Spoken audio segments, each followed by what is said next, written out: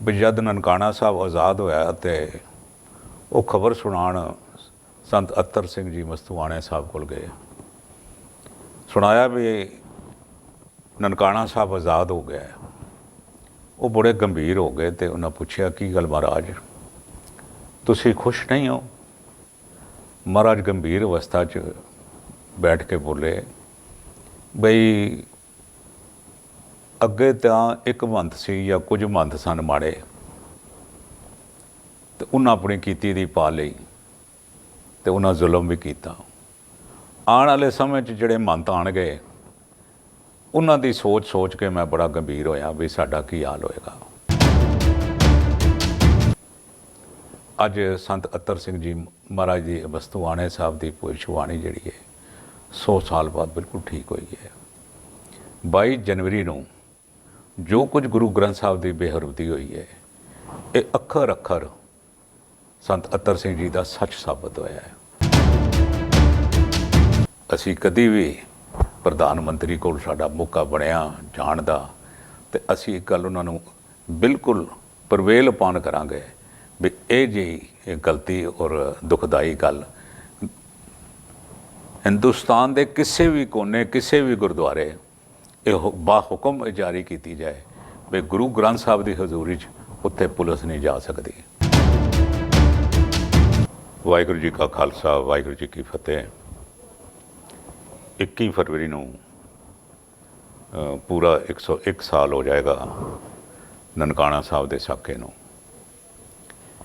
100 साल के मौके ते असी जाना सी पर कोविड करके जत्था जिहड़ा है वो नहीं जा सकिया।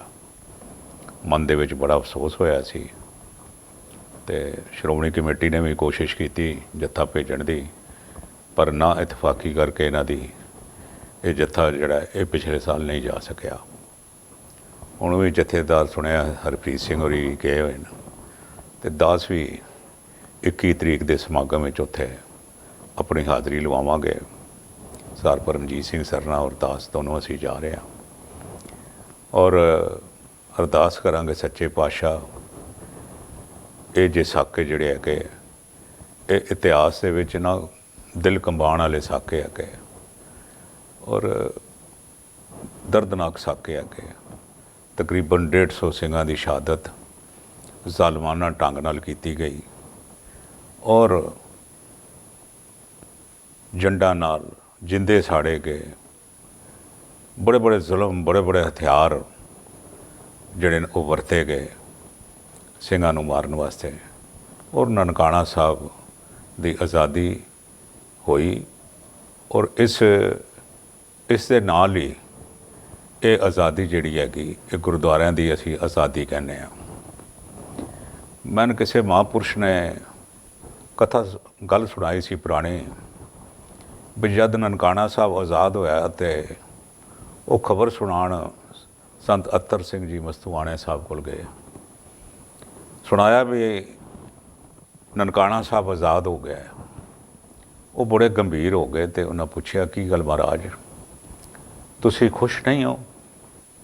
महाराज गंभीर अवस्था च बैठ के बोले बई अगे तो एक मंत सी या कुछ मंत सन माड़े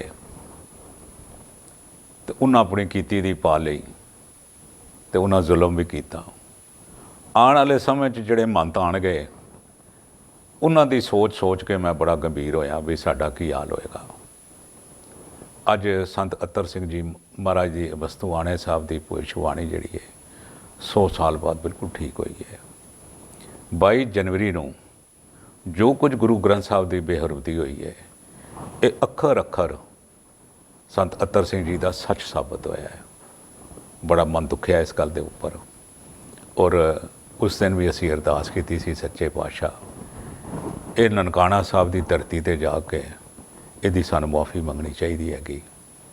और मैं समझदा भी शायद जथेदार साहब के मन में यही फिरती है कि भी वो जाके हाज़री भी लवाण तो पश्चाताप भी जिहड़ा हैगा इस साके का कार्य का करन जिहड़ा कारा बादल दल वालियां ने इत्थे दिल्ली दे विच गुरुद्वारा रकाबगंज साहब कीता है। चोणां दे विच ਗੁਰੂ ਗ੍ਰੰਥ ਸਾਹਿਬ ਦੀ ਬੇਹਰਮਤੀ ਹੋਈ। 12 ਘੰਟੇ ਜਿਹੜਾ ਹੈ ਗੁੰਡਾਗਰਦੀ ਦਾ ਨੰਗਾ ਨਾਚ ਹੋਇਆ ਤੇ ਜਾ ਕੇ ਕੁਰਸੀਆਂ 'ਤੇ ਇਹ ਵਿਰਾਜਮਾਨ ਹੋਏ। ਪੁਲਿਸ ਨੇ ਜੋ ਵਰਤਾਰਾ ਕੀਤਾ ਉਹ ਅਤੀ ਨਿੰਦਣਯੋਗ ਹੈਗਾ। ਔਰ ਅਸੀਂ ਇਹ ਗੱਲ ਕਹਿਣੀ ਚਾਹਾਂਗੇ ਬਈ ਅਸੀਂ ਕਦੀ ਵੀ ਪ੍ਰਧਾਨ ਮੰਤਰੀ ਕੋਲ ਸਾਡਾ ਮੌਕਾ ਬਣਿਆ ਜਾਣ ਦਾ ਤੇ ਅਸੀਂ ਇੱਕ ਗੱਲ ਉਹਨਾਂ ਨੂੰ ਬਿਲਕੁਲ ਪ੍ਰਵੇਲ ਪਾਨ ਕਰਾਂਗੇ ਵੀ ਇਹ ਜਿਹੀ ਇਹ ਗਲਤੀ ਔਰ ਦੁਖਦਾਈ ਗੱਲ ਹਿੰਦੁਸਤਾਨ ਦੇ ਕਿਸੇ ਵੀ ਕੋਨੇ ਕਿਸੇ ਵੀ ਗੁਰਦੁਆਰੇ ਇਹ ਬਾਹੁਕਮ ਜਾਰੀ ਕੀਤੀ ਜਾਏ ਵੀ ਗੁਰੂ ਗ੍ਰੰਥ ਸਾਹਿਬ ਦੀ ਹਜ਼ੂਰੀ 'ਚ ਉੱਥੇ ਪੁਲਿਸ ਨਹੀਂ ਜਾ ਸਕਦੀ, ਪੁਲਿਸ ਨੂੰ ਨਹੀਂ ਜਾਣਾ ਚਾਹੀਦਾ। ਇਹ ਗੱਲ ਅਸੀਂ ਪ੍ਰਵੇਲ ਪਾਉਣ ਕਰਾਂਗੇ ਔਰ ਕਹਾਂਗੇ। ਸ਼ਾਇਦ ਅਜੋਕੇ ਬੰਦਿਆਂ ਨੂੰ ਇਸ ਗੱਲ ਦੀ ਇਤਨੀ ਮਹੱਤਤਾ ਨਹੀਂ ਪਤਾ ਵੀ ਇਹ ਗੱਲ ਕਰਨੀ ਚਾਹੀਦੀ ਹੈ ਕਿ ਨਹੀਂ ਕਰਨੀ ਚਾਹੀਦੀ, ਪਰ ਜੇ ਸਰਕਾਰ ਕੋਲ ਗਿਆ ਤੇ ਆਪਣੀ ਗੱਲ ਰੱਖਣ ਵਿੱਚ ਸਾਨੂੰ ਕੋਈ ਇਤਰਾਜ਼ ਨਹੀਂ ਹੈਗਾ।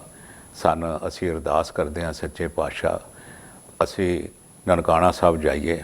ਸਾਡੇ ਮਨ ਦੇ ਵਿੱਚ ਹਾਰਦਿਕ ਇੱਛਾ ਹੈਗੀ ਬਈ ਨਨਕਾਣਾ ਸਾਹਿਬ ਜਦ ਵੀ ਕੋਈ ਸਿੱਖ ਚਾਹੇ ਔਨ ਅਰਾਈਵਲ ਉਸ ਨੂੰ ਵੀਜ਼ਾ ਜਿਹੜਾ ਹੈ ਉਹ ਮਿਲਣਾ ਚਾਹੀਦਾ ਹੈ। ਕਿਤਨੀ ਦੇਰ ਤੱਕ ਇਹ ਸਰਕਾਰਾਂ ਸਿੱਖਾਂ ਨੂੰ ਰੋਕ ਸਕਣਗੀਆਂ ਔਰ ਕਿਉਂ ਰੋਕਣਗੀਆਂ? ਸਿੱਖ ਦਾ ਹਿਰਦੇ ਤੜਫਦਾ ਹੈਗਾ ਜਦ ਉਹ ਕਹਿੰਦਾ ਜੀ ਮੈਂ ਨਨਕਾਣਾ ਸਾਹਿਬ ਨਹੀਂ ਜਾ ਸਕਦਾ।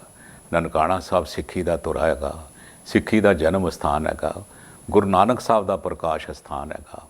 ਔਰ ਐਸੇ ਸਥਾਨ ਦੇ ਵਿੱਚ ਸਾਨੂੰ ਬੰਦਸ਼ਾਂ ਪੈਣ ਮਨ ਦੇ ਵਿੱਚ ਬੜਾ ਅਫਸੋਸ ਹੈਗਾ। ਪੁਰਜ਼ੋਰ ਅਸੀਂ ਦੋਨਾਂ ਸਰਕਾਰਾਂ ਨੂੰ ਬੇਨਤੀ ਕਰਦੇ ਹਾਂ ਵੀ ਇਹ ਜਿਹੜਾ ਨਨਕਾਣਾ ਸਾਹਿਬ ਜਿਵੇਂ ਕਰਤਾਰਪੁਰ ਸਾਹਿਬ ਦਾ ਲਾਂਘਾ ਖੁੱਲ੍ਹਿਆ ਹੈ, ਨਨਕਾਣਾ ਸਾਹਿਬ ਦਾ ਵੀ ਔਨ ਅਰਾਈਵਲ ਵੀਜ਼ਾ ਦੇ ਕੇ ਇਹ ਫੈਸਿਲਿਟੀ ਸਿੱਖਾਂ ਨੂੰ ਸੈਲਫ ਪਿਲਗ੍ਰਿਮੇਜ ਨੂੰ ਇਹ ਫੈਸਿਲਿਟੀ ਮੁਹੱਈਆ ਕਰਾਉਣ ਬਹੁਤ ਬਹੁਤ ਧੰਨਵਾਦ ਕਰੇਗੀ ਸਿੱਖ ਕੌਮ।